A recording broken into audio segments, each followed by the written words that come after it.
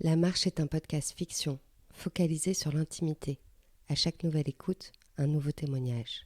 Vous êtes à Paris, vous ouvrez la porte de l'un de vos voisins et lorsque son monologue se termine, vous fermez doucement la porte.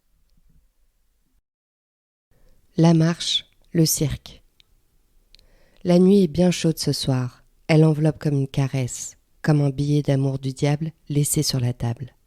La femme est presque nue, habillée par les cendres, les seins collés sur la pierre. Elle a le corps cassé d'une tension trop intense qui a duré trop de jours et d'un peuple qui l'a déjà tué. Les cheveux déjà coupés, pour ne pas gêner la sentence, elle a les mains recroquevillées, abîmées par l'insalubrité des lieux. On l'a dit fiévreuse depuis plusieurs jours, mais nous ne l'aidons pas. On l'entend hurler dans son sommeil, mais aucun ne lui apporte de l'eau. À quoi bon ? C'est l'avant-veille. L'énervement général s'est tu. Après des jours entiers d'audience, tout le monde y est allé de son commentaire. On avait l'impression qu'elle portait en elle la mort de tous nos enfants de la guerre. J'aurais voulu faire partie d'un cirque, plutôt que de me retrouver là en sueur froide.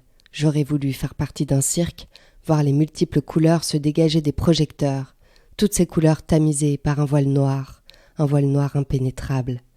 J'aurais voulu entrer par le tapis rouge, pousser les rideaux cramoisis, poussiéreux, et entrer en scène sous la voix de Monsieur Loyal. D'un pas assuré, vers le vertige, j'aurais voulu sentir la chaleur calfeutrée dans ce chapiteau, j'aurais voulu entendre le rire du public, toucher la saleté des animaux, être imprégné par l'odeur miteuse des roulottes. J'aurais voulu me laisser happer par l'ambiance, à la fois fascinante et mystérieuse du cirque. J'aurais voulu manger à terre, près du feu, à la nuit tombée, aux douces coups sonnants. J'aurais voulu croiser des félins, des masques et des costumes effrayants. J'aurais voulu goûter à l'élixir de ce monde incertain, ce monde à la fois envoûtant et dévastateur. J'aurais voulu tomber d'amour pour mes compères artistes, ils m'auraient angoissé comme personne, mais je n'aurais jamais su leur résister.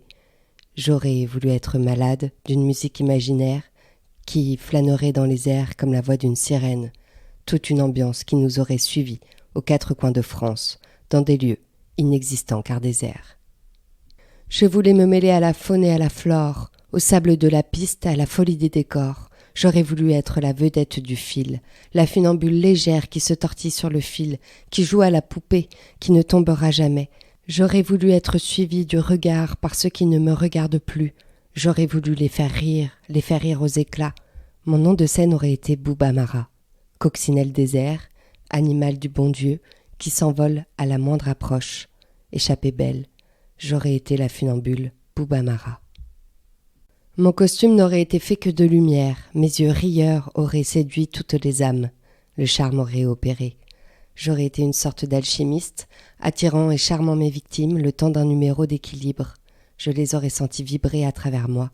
Le public aurait été pris de sueur en me voyant me dandiner sans crainte. Toutes les âmes auraient eu peur pour moi, peur de me voir tomber, de me voir à terre, abattue, sur la terre battue du sol. Et si jamais cela avait été le cas, elles auraient hurlé de souffrance en me voyant tomber, comme la mort d'une étoile. Elles se seraient senties concernées, animées, dévastées. Il y a cet imaginaire que je m'offre, encore, et dans lequel je baigne, et puis il y a ces murs froids, vieux, humides, qui m'enferment et qui m'oppressent. 4 murs qui me plongent dans le silence avant qu'on me tire le corps pour me traîner à moitié nue sur la place publique. Ils m'ont condamné, ces juges en robe noire. Ils m'ont condamné à la peine de mort. Le temps est mon ennemi. Il joue contre moi. On m'a volé ma présomption d'innocence. Et le peuple m'a déjà craché au visage de tant de misère qui se reflète dans leurs pupilles, heureux de voir une nouvelle victime. La misère du monde repose sur mes épaules. Je les effraie car je n'ai pas de famille, je n'ai pas de passé, je n'ai aucun lien, pas d'argent, je n'ai plus rien dont on pourrait me priver. Il ne me reste plus que le rêve, celui de voir le fil de rasoir se mettre sous mes pieds, afin que je puisse dandiner mon corps. J'ai peur de croiser le regard de la foule. J'ai peur que l'histoire ne garde de moi qu'un mauvais souvenir, celui d'une femme accusée. Accusée à tort, je leur ai crié.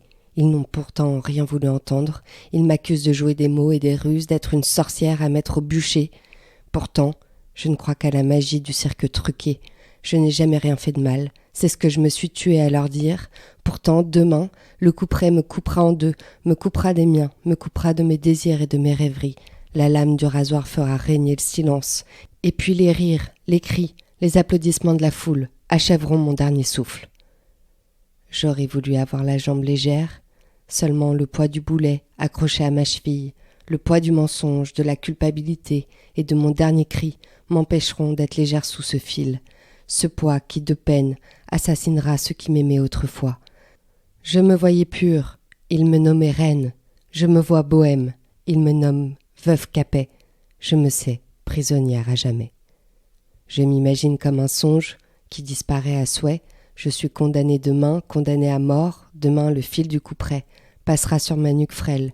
D'un coup de tambour, demain, d'un coup de sueur, le couperet tombera, la vie s'éteindra. Tout ce cirque disparaîtra. Je serai décapitée et le poids de mon cerveau se détachera pour atterrir dans un tonneau de bois. De haute trahison, j'ai été à la fois victime et coupable. Soupçonnée de sorcellerie, ils ont eu peur de moi, alors que si j'avais fait partie du cirque, sans nul doute, je les aurais fascinés, au moins le temps d'un numéro. On a coupé les ailes de Bouba Mara.